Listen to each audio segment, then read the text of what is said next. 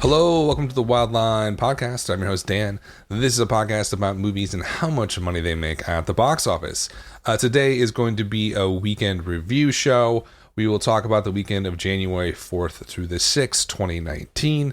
I will walk through the top 10 at the box office. I will do a little bit of a deeper dive on the one new wide release, which was Escape Room, which actually did pretty well compared to expectations, I think.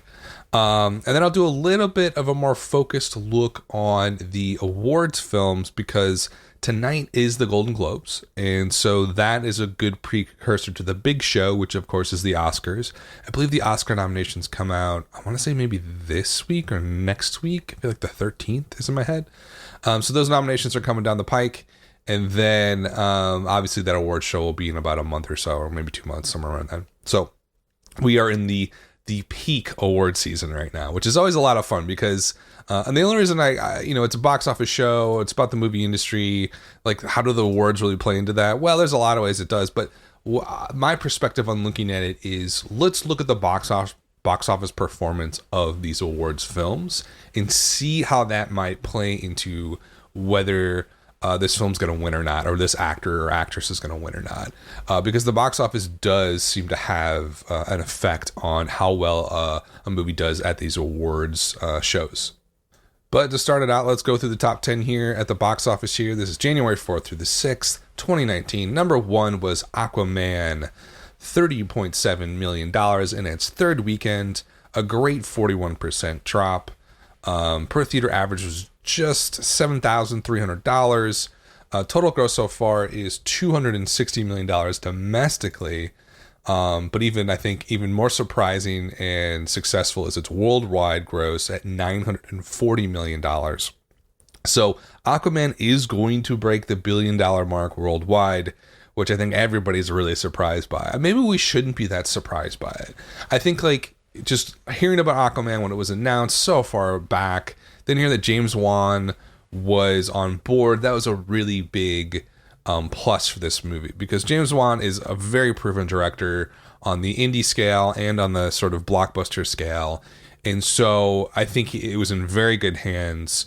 The things that were kind of going against it were, I think the December release was a little bit touch and go, like Star Wars sort of owned December for the last 3 or 4 years. How is this DCEU movie going to do?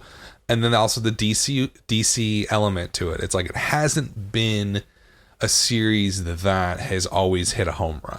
Like obviously there have been some very good films like Wonder Woman. But the other films, Batman vs. Superman, probably one of the worst blockbusters ever put out. Still made like $160 million in profit, but it was an awful movie. Suicide Squad is awful. Man of Steel's not very good. I mean, the Zack Snyder Justice League is a disaster. And so DCEU needed to win, and they got Aquaman, and it's a massive win for them. And I think it's going to help with Wonder Woman really help rebuild the foundation of that cinematic universe because Warner Brothers isn't going to let that go. I don't think comic book movies are going away anytime soon whatsoever, unless like Captain Marvel bombs, which is always a possibility, but I don't think it will. The whole genre is not going to go away, so they really need to rebuild and reinvest in the DCEU universe, and they're getting that foundation with Aquaman now. So now you could literally do 2 more of these movies, get 2 more foundational characters, then thinking about doing another ensemble Justice League movie, maybe in like 2023 or something like that. So it gives them a path forward. Whereas before it was kind of a little bit murky about how or if the DCEU was going to continue. But now it has a clear path forward with Wonder Woman and Aquaman. So it's a huge win for Warner Brothers and James Wan. Is the movie really that good? Probably not. What's the Rotten Tomato score on this one? It's not very high. 64% Rotten Tomato score. 80% audience score. It's one of those movies that like critics were kind of were critical of and sort of didn't love it, but audiences didn't necessarily gush over it, but like audiences enjoyed it, and it just like the timing of it, the marketing of it, just everything sort of came together for Aquaman here, despite the fact that it's probably not a masterpiece. But I think we'll see how it continues to perform. it's already a massive, I think, grand slam for Warner Brothers, considering like Aquaman 2 was not like a top shelf character in that world. So there was a lot of questioning about like, can an Aquaman character carry this movie? Can he carry $1 billion worldwide movie? And it turns out it's true. I didn't believe that was true like 2 months ago. I thought it was going to like cap at like $600 million worldwide tops. So I was wrong about that. And I think a lot of people were wrong. So there's something here, and the question is, where does it go? It's at 269 domestic. That's only the crazy thing about this movie is its domestic to international breakdown in terms of gross is 28% domestic to 72% foreign. That's really lopsided in the foreign side. So the foreign markets made this movie a massive success. 260 in the US is not bad at all. It's fantastic. But it's not like $500 million like the top 5 movies usually do, something like that. So a good performance overall, really carried by the foreign markets. The question is, does this thing keep playing? Does it have a chance at $350 million? Does it keep going like a Wonder Woman did? Right? We have to ask that question because that did happen before with the DCU movie. The answer to that's almost absolutely not. This thing will start to quickly disintegrate here at the box office just because kids are going back to school. We're out of the holiday period now. Holidays are over. Like the holidays last from like Thanksgiving until New Year's Day, and then it's just the lights turn off. And so it had a really decent drop for being outside the holiday period here, but I don't think that's going to continue. There's not a lot not a lot new opening next weekend. So maybe its drop is like 45-50%, but I think from there on out, whenever Glass opens, then it's off the shelf. This thing's going to start dropping 50% pretty frequently. So I think it's had the bulk of its run right now, and it's been a really fantastic run for Aquaman. So big win for Warner Brothers on that one. Okay, number 2 is Escape Room, a brand new movie here from Sony. It is based on of course, I guess it's not really a theme park. It's like an adult entertainment. That also sounds weird. It's just like a game where you go into a room with like your coworkers or friends and you try to escape from. It's this weird thing. I don't get it. You see people with like these bumper stickers that said, "I escaped." Okay, that's cool. Why would you put a bumper sticker in your car at that? This is so bizarre to me. But it's this phenomenon. Sony decided to make a movie about it, and it did pretty well. It's a horror movie. So you got these people trapped in a room. They try to get out. The trailer looked really fun. This is your traditional first weekend in the new year horror release. It always happens. It's like maybe the first weekend or second weekend. They always dump something out here just to see if anything can make some cash. And Escape Room did quite well, $18 million in its opening weekend. That's on a production budget of $9 million. Now, marketing and stuff, probably the United States alone, $30 million, maybe 20 to 40 million, somewhere in that range. So the $9 million is a little bit of a misnomer. That's what it cost to actually make the film, but not anywhere near what it cost to market it, which is just as important, if not more important, for a film like this. So Escape Room, $18 million. It was only in 2,700 theaters. Per theater average was $6,600. Like, that's really good for a movie like this. And I think what happened here is a lot of people have done the escape room game, and so it had a built-in audience, or not even a built-in audience, a built-in awareness.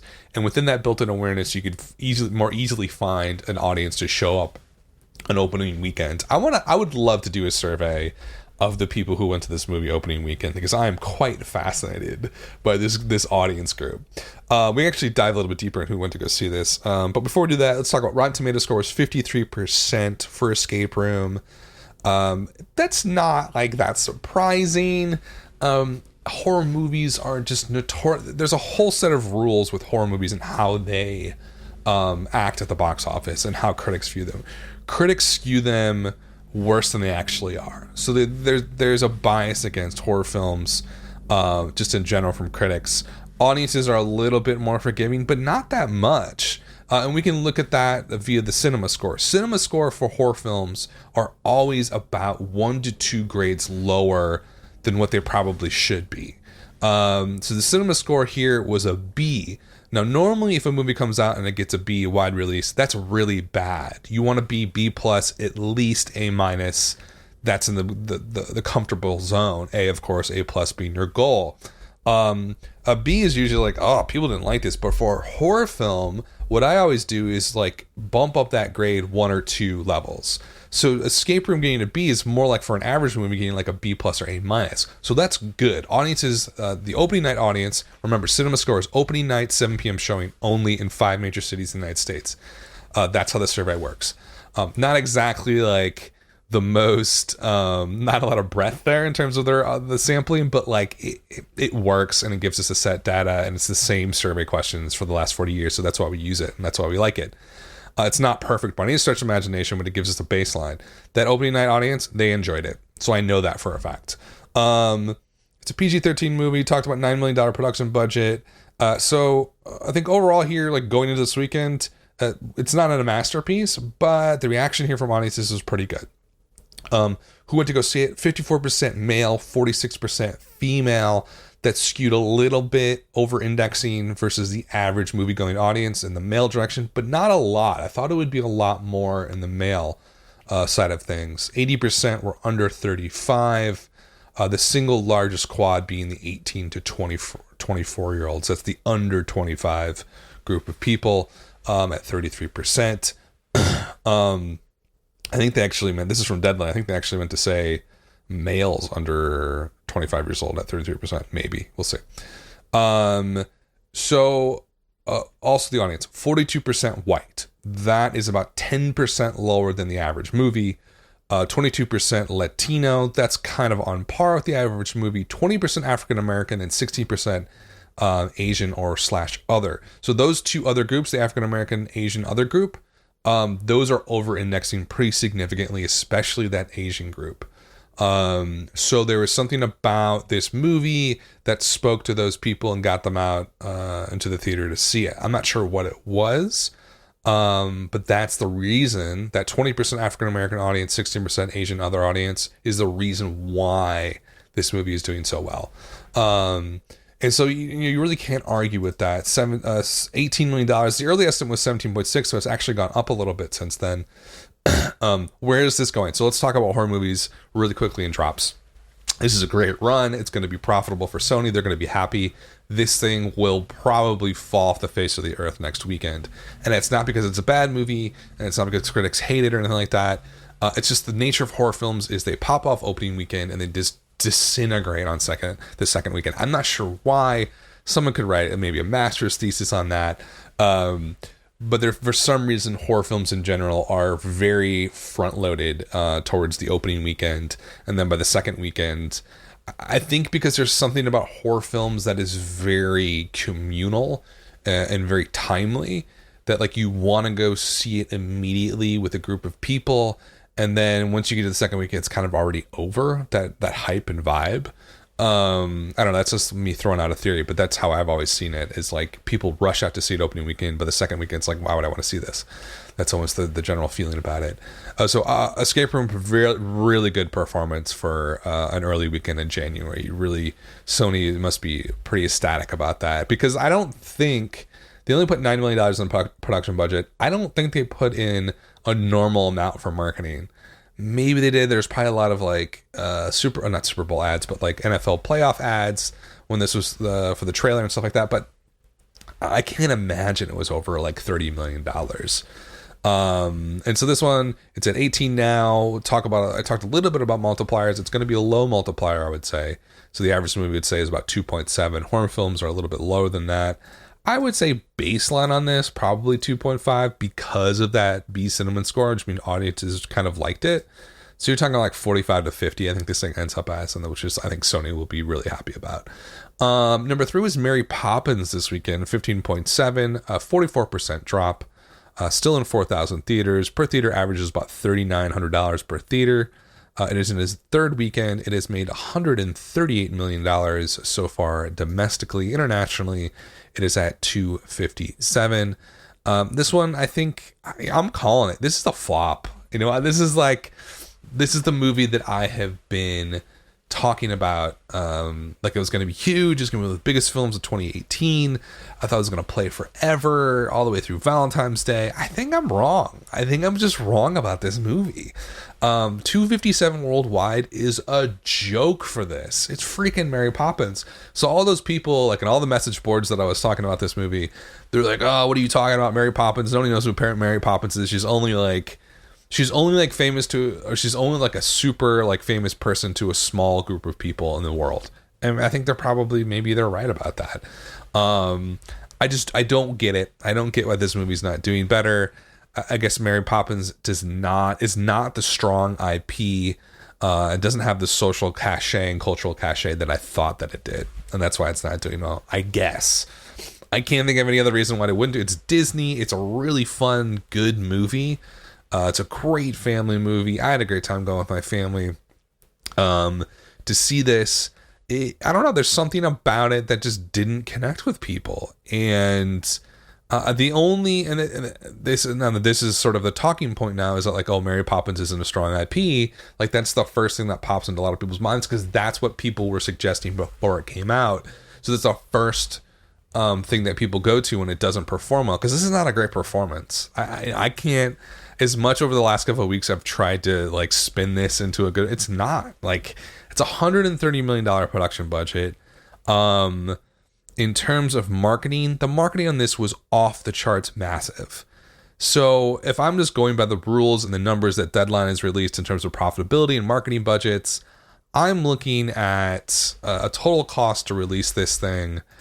It's going to be at least, so it's $130 million production budget. In general, the rule that I follow now, based on Deadline's data over the last 2 years, is 3x the production budget will get you the total releasing costs on all platforms in all regions throughout the world.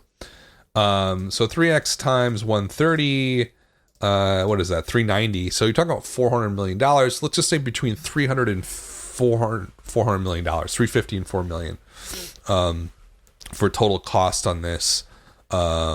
Revenue wise, the rule in general is that the worldwide box office times about 0.75 to 0.85, depending on the type of movie. The bigger the movie, the bigger the blockbuster, the lower that take is. So for a movie like this, maybe 78% of its worldwide budget or worldwide box office will be taken in as revenue. I just don't see how it's going to make a lot of money. Like, if I'm doing the math on that and I say, okay, it needs what, $400 million, maybe 450 to be profitable. So this is where this is where you put a lot of money down on the table, and if things don't go right, you lose a lot of money. Is Mary Poppins going to lose a lot of money? I don't think so. I think they're going to find ways to make it work on the back end, and think about digital release, DVD, Blu-ray release. They're going to use it to promote the Disney streaming channel service. So I think they will find a way to make it break even or make a little bit of money, but this is not going to be a massive profitable movie. And so that to me it seems like a pretty significant flop right now. From what I'm seeing and based on the numbers, it seems like a pretty big flop. And it was probably the movie I was most certain about this year was going to do well, and it has flopped. So that just goes to show you how much I look at this and how much I analyze it, how unpredictable this whole thing, or how terrible of an analyst I am. Either or. I tend to think it's the former. The box office is incredibly unpredictable. That's why I do this show, to analyze what happens, to try and figure out a pattern, but sometimes the pattern just doesn't work out. This was Disney, this was Mary Poppins, this was Emily Blunt, who most people love. Lin-Manuel Miranda, also a big part of the movie. Everything seemed to fit together for this, and for some reason it is not connected with people. And I think ultimately the criticism that the Mary Poppins IP is not that strong kind of is meaningless, because you can make anything work if you're Disney or a major studio. That's just the reality situation. They made Aquaman work. How many people know who the F Aquaman is? I mean, how many people have sat down and read an Aquaman comic book, or 5 of them, compared to have seen Mary Poppins before? So the argument that the IP isn't as strong, sure, that might explain. It doesn't really explain the overall terrible performance of this movie. It just doesn't. A lot of it, I think, has to do with how it was marketed and how it was presented to people. And I think it came across as a little bit stilted and a little bit sort of, I don't know. It felt a little bit too much of a stiff upper lip. Obviously, it's British. And it's Mary Poppins, so you would expect that a little bit. But I think that the fatal flaw here is in the marketing, is what it feels like, because there was a way for this to make $1 billion worldwide, and they just screwed it up. And so I blame it all on Disney. But yeah, not a great performance from Mary Poppins. We'll look at that one closer as we go on through the weeks. I mean, it's going to have low drops all the way through February, so it's going to stick around, but nothing's going to make up for that. It's not high enough. It needs to be well over $400 million worldwide now. It's not even close. So not a good performance at all. I'm officially calling it a flop, which I don't want to do, but I have to. Number 4 was Spider-Man Into the Universe, $13 million, 31% drop. $3,800 per theater. Total take so far for Spider-Man Into the Spider-Verse, I should say, $133 million. This one is not a great performance. It's okay. It's a Spider-Man movie, so it's in December. I guess it's a family film. I would expected this one to easily get to $200 million, and it's struggling to get there now. Really low drops though. 31% drop is fantastic. But it's not, something about it just didn't. I think what happened here is that you had a fan base, they went to go see it, and then that fan base, it's a very good movie, by the way. It's like over 90% on Rotten Tomatoes, so critics love it, audiences love it. There just isn't enough hype to get it to cross over to that highly aware, highly engaged audience into a more mass audience. That just never happened here. $133 million in the fourth weekend is not bad. It did cost $90 million to make. That's not a small chunk of change. I wonder how it's doing worldwide. I have not looked at the worldwide number on this one yet. 275 worldwide. That's interesting. Not as high as I thought for this one. I think it's going to make a profit though, because the production budget was only $90 million. Hell, it's already past Mary Poppins right now, so I don't know why I'm complaining about it. But I don't know. I thought it was going to break out a little bit more than it was, especially because of the quality. Now, maybe I'm making a little bit too early of a read on this. Like, maybe it's going to stick around through February, and the drops are going to stay at like 30%. It's going to keep making money, and maybe it gets to 160, 170, maybe on higher. That's possible. Once Glass comes out, I just feel like the whole feeling of the box office is going to change, and I don't see Spider-Man really getting through that new phase all that well, or that transition, I should say. So I think it's an okay performance. I expected more out of it. I think Sony expected more out of it. I think they thought, hey, we're going to make this movie for $90 million. It's going to make $300 million in the US. That's not going to happen. So an okay performance. Number 5 was Bumblebee, $12 million, 12.7, 39% drop, $97 million in its third weekend. This one is a flop technically. We all expected that, but the high quality of the movie and the really positive crowd reaction to it suggests that Paramount might have a different path with the Transformers cinematic universe forward. That, I think, was the whole point. It was kind of like a reboot. The last Transformers movie was terrible, didn't do very well, lost some money probably. This one gives them a new way forward to continue the Transformers stories, but make more interesting, more sort of off-kilter stories than the normal robots fight each other. And so I think that's why Bumblebee, despite being a financial flop to some degree, is a little bit of a win for Paramount, because now they can reboot the universe. Number 6 was The Mule, $9 million, 25% drop. This one keeps sticking around. $81 million so far for The Mule. That's for the weekend. Not a terrible performance at all. Pretty good compared to most Clint Eastwood films, which sometimes cap out at like 30 or 40 million bucks. This one, I kind of expected this though. Like old people, holidays, Clint Eastwood, it's going to win. A movie about like a white person and like I don't know. It's like the plot's just absurd. But $81 million bucks. I guess this one's going to break 100 million pretty easily. It looks like it's going to kind of cruise to 100 million, which is, I think, pretty surprising.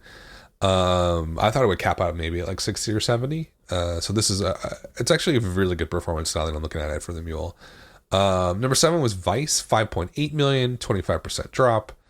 About $30 million in its second weekend, which is okay. It's not terrible. It's not a huge flop, but it's not a massive breakout either. It's not going to make Big Short money. And so Annapurna, who knows if Annapurna is going to be around this time next year? I don't know. You know, Ellison's got a lot of cash. He can infuse it with a lot more money. But I get the feeling that Annapurna is probably not long for this world. Second act, number 8, 4.9 million, 33% drop. Per theater average is already below $2,000 per theater. I called this one was going to be a flop. It's already made $33 million, so it's not terrible. Budget was $16 million. This is a J-Lo. Why do you call her J-Lo? Jennifer Lopez. This is like the 90s movie released like 25 years too late. Some weird rom-com. No idea why STX greenlit this movie. Doesn't make a lot of sense. Has no place at the box office these days. And that's why it's not doing all that well. Number 9 with Ralph Breaks the Internet, 4.6 million. 30% drop. Per theater average $2,300 per theater. 187 right now. Domestic total in its 7th weekend. This one kind of collapsed a bit. I feel like it really popped off opening weekend. But like 187 domestically is a good run for a movie like this. Number 10 was Holmes and Watson. And so this one's at 3.4 million for the weekend. Per theater average was a disgusting $1,200 per theater in its second weekend. Total take so far for Holmes and Watson, $28 million. This has just been a punching bag since it came out on Christmas Day. Everybody hates it. It's become a meme how terrible it is. There's not much more I can say about it. It's just one of those movies that probably shouldn't have been released. Netflix even wouldn't buy it and put it out. That's how you know how bad it is. I don't know what you do with a movie like this. I think in the old days, like I'm thinking 80s and 90s, you would just shelve it and it would never come out because the stars would never want something that bad to tarnish their name or whatever. Because back then, I feel like it was a little bit more cutthroat.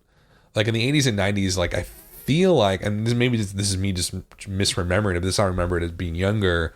And looking, even if you look back on people's careers a lot, which I do all the time for some weird reason, I always want to know like a career path of actors and directors and producers and stuff. I'm just fascinated by it. And what you see like a pattern though is nowadays, you look at someone like Robert Zemeckis or Ron Howard. They've had 3 or 4 major flops in a row, but they're still going to get work. Actors maybe a little bit different. I feel like Tyler Kitsch is a good example. Like he's been a lot of flops, but he's still going to get work. I feel like that was not the case back in the 80s and 90s. I felt like if you were a director or an actor, if you had 1 or 2 flops, you were like done and they wouldn't want to touch you at all. So I feel like the industry has changed a lot since then. There's a lot more turnover. It's a lot more quick. And so there's a lot more leeway for mistakes. I feel like Holmes and Watson was a mistake, but I don't think it's going to hurt Will Ferrell all that much. John C. Reilly, maybe a little bit more. I don't know, because he's obviously in a lot of art films. That's one of the paths that he takes, but he also has this blockbuster level to his career. I think that Holmes and Watson's going to hurt him a little bit on that. Okay, that's the top 10. Outside the top 10, let's talk a little bit about awards films. And so let's take a look at the Golden Globe noms. And I'm only going to do like the really top level. I'm not going to go to the whole thing. But let's look at the really big awards categories and see box office wise, you know, who's the winner and how's that going to affect these awards. So let's just start out at the top here. Best movie, drama, Black Klansman, Bohemian Rhapsody, If Beale Street Could Talk, A Star Is Born, and Black Panther. Obviously the box office breakout here, there's 3 of them. It's going to be Black Panther was, I think, the biggest film last year. Maybe, I can't remember. I'll have to look at the yearly charts. I think it was. Now I have to look. Now I'm just too curious. I should know that at the top of my head. I've only done like 30, 50 shows this year. Yeah, of course. Black Panther was number 1. $700 million total last year. Avengers Infinity War was right behind it at 678. So if we're looking at these award noms, Black Panther's the standout in terms of box office performance. A Star is Born and Bohemian Rhapsody both did incredibly well at the box office. Bohemian Rhapsody was a huge surprise how much of a breakout it was. I think if you're looking at the box office performance, now here's the caveat here. Box office performance, I think, has an effect. I don't know how big of an effect it does have on how they choose the winners, how they vote, but I think it does have an effect, which is why if Beale Street Could Talk, it's probably an amazing movie, but it hasn't made a ton of money at the box office, hardly any, so I don't think it's going to win. Black Klansman, same thing. Probably a really good movie. I haven't seen it yet, but it didn't make $100 million at the box office like the other three movies, so I don't think it's going to win. So I think it's between Bohemian Rhapsody, A Star is Born, and Black Panther. So the thing here too is that it's also about the artistic integrity of the film. A comic book movie automatically gets a knock against it because it's a comic book movie. So I think that takes Black Panther out. But I don't know. It could. Bohemian Rhapsody, critics hated it. So I think that's a big negative to it. Audiences loved it. Okay, fine. This is the foreign press, so it's a little bit different.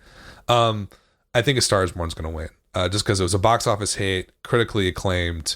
Doesn't have any real knock against it. Feels like an awards pedigree film, which I think that it has that over Black Panther or Bohemian Rhapsody. So I think that A Star is Born is going to win because it's that combination of it, artistic integrity and box office performance. And I think hype too has a lot to do with it. Best Picture, Musical, or Comedy: Crazy Rich Asians, The Favorite, Green Book, Mary Poppins Returns, Vice. This one's a little bit tougher. I'm going to throw Vice out because it hasn't performed all that well, and critics haven't been ecstatic about it.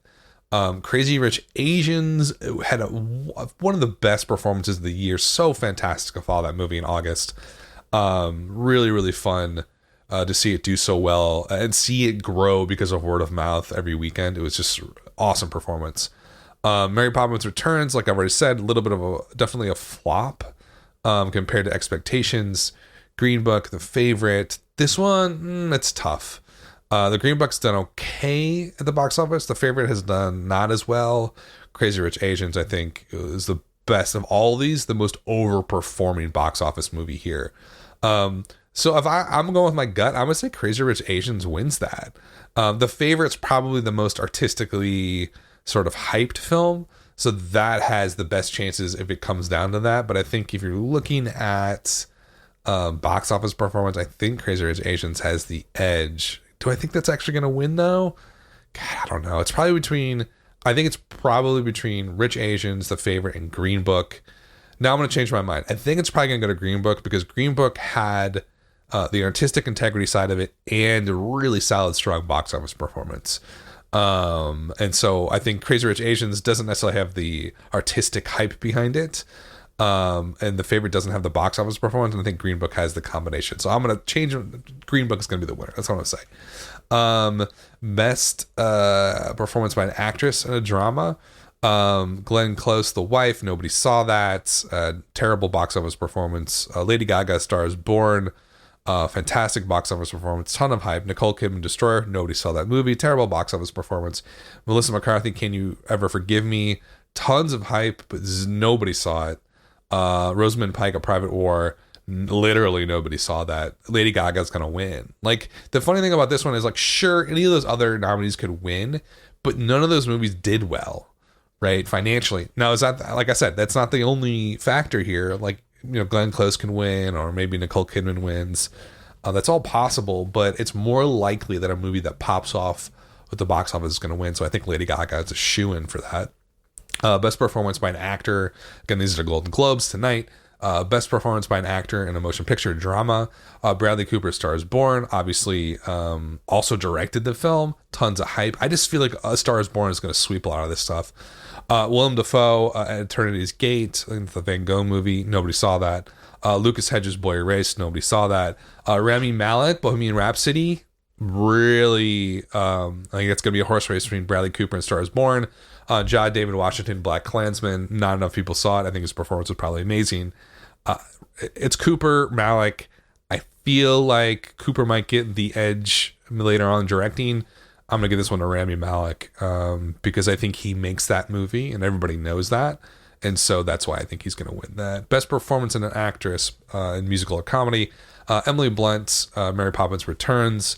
That's the one thing where I feel like Mary Poppins could win despite its lackluster financial performance. I feel like Emily Blunt was just pitch perfect in that movie. And the paradigm of Mary Poppins. And I think she did a wonderful job. So I think she has a good chance here. Olivia Colman, The Favorite. I would say that her chances were really good because I hear she's phenomenal in it, but the box office performance just wasn't there.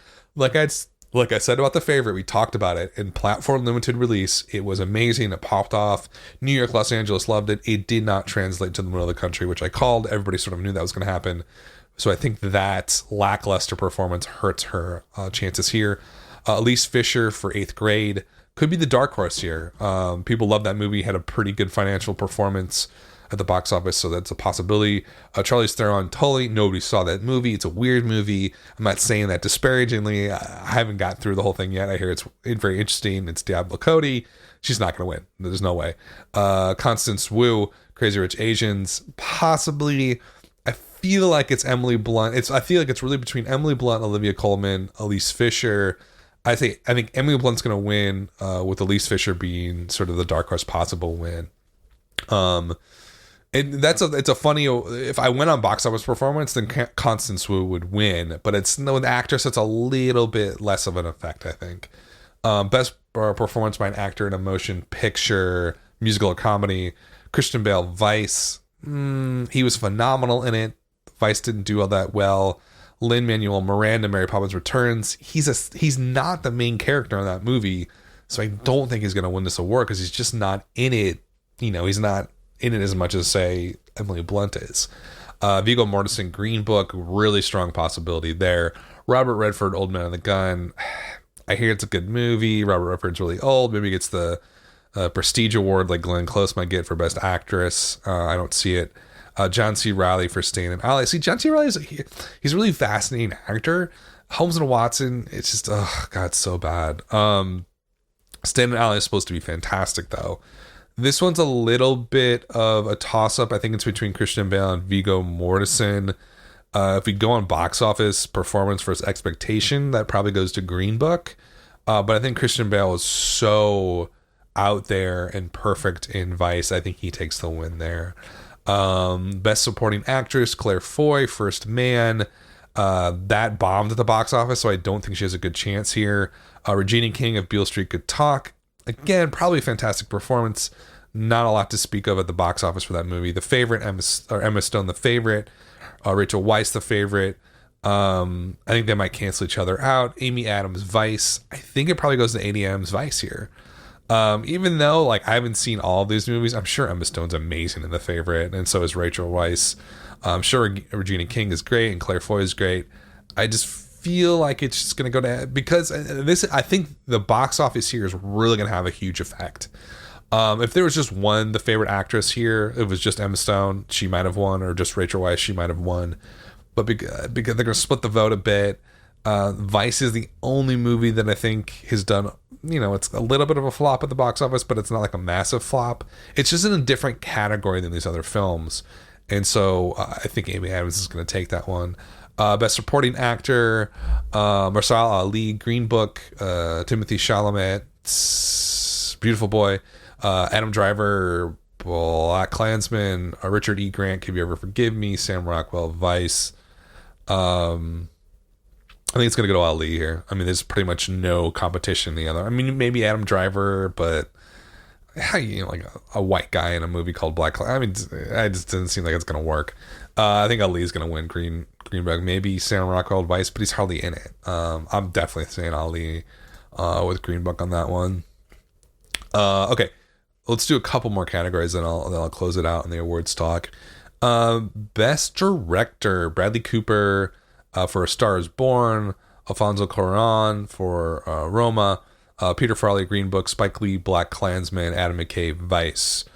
I feel like Alfonso might take it here, but what hurts it, the nice thing about Roma being on Netflix is everybody's seen it. Everybody has total access. So that really, I think for the people who are voting, they've all seen this movie because it takes like 2 seconds to find it. So I think that has the edge here. And McKay, Vice, no, I don't think that's going to happen. Spike Lee, Black Klansman. possibility, but it just didn't pop off as much as it maybe could have. Peter Farley Green Book, I don't think so. I think it's between Cooper and Alfonso. I think Corian, is that how you say his name? I don't know. I'm gonna call him Alfonso. I think Roma wins here for the best director. Screenplay, motion picture, Alfonso for Roma. The favorite writers: Barry Jenkins, Adam McKay. Barry Jenkins for Beale Street Could Talk, and the Green Book writers. This one's kind of a toss-up. I don't think Vice wins. The favorite, I think, has a chance. I think Roma. I think it's between Roma, the favorite, and Beale Street. I feel like Beale Street might win this for some reason. I don't know. I get this feeling. I think half the reason I just love Barry Jenkins. I think he's Moonlight was one of my favorite movies of all time. He's an awesome, like, total film nerd. If you follow him on Twitter, I don't know. I want Barry Jenkins to win, so that's what I'm gonna predict. What else is here? Foreign language. Obviously, Roma's gonna win that. I guess it's between Roma and Shoplifters, but I think Roma's definitely gonna win. So what I'm seeing, if I take a little bit of a step back here and think about how the box office affects these awards, we'll see how it plays out. But I think more than anything, the box office just whittles down the 5 to like 2 or 3. And you can see that with like Best Actress. Like there's 4 nominees in movies that most people maybe never even heard of before.